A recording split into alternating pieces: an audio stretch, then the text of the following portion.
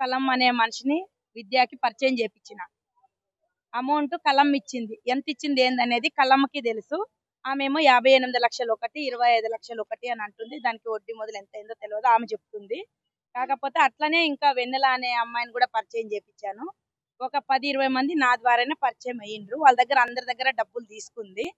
ఎంత కట్టిందో ఎంత లేదో నాకు తెలియదు. అందరికీ నాకు తెలియకుండానే తీసుకుంది, కానీ నాకు తెలిసి అయితే ఏమీ తీసుకోలేదు. నేనే పరిచయం చేపించిన. నాకు తిరుపతిలో పరిచయం అయింది. బందాలపల్లి ఆమె ఊరు. అందరికీ బంగారం విషయం చెప్పే తీసుకుంటాను.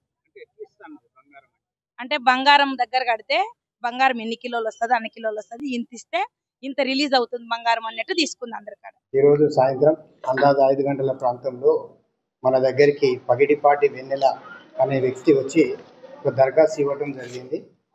వీళ్ళు గత 3 సంవత్సరాల క్రితం నుంచి ఈ శ్రీ విద్య అనే మహిళకి వీళ్ళు వివిధ ప్రాంతాలలో ఉంటారు. కుకట్పల్లిలో, దిల్సుఖ్ నగర్లో, ఇంకా కేపీహెచ్బి ఏరియాలో ఉంటారు.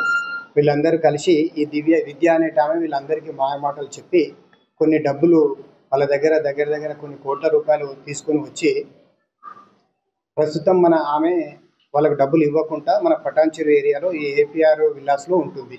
ఈ విద్య అనేట ఆమె మాట పెరిగి నేను మీకు డబ్బులు ఇచ్చే విషయంలో గొడవపడి అప్పుడు వాళ్ళ ఇంట్లో ఉన్న వాళ్ళ భర్త రాజశేఖర్ రెడ్డి, వాళ్ళ బ్రదర్స్ రంజిత్, మణి, శివ, ఆ ఇంట్లో పని మనిషి స్వప్న, మరియు అలాగే నిఖిల్, సునీల్, అభి అనే వ్యక్తులు వీళ్ళపైన దాడి చేసి బెదిరించినారని, అందులో కలమ్మ అనే మహిళకి రాడు తీసుకొని కొట్టడం వల్ల తలకు గాయమైనదని చెప్పి మనకు దరఖాస్తు రావడం జరిగింది.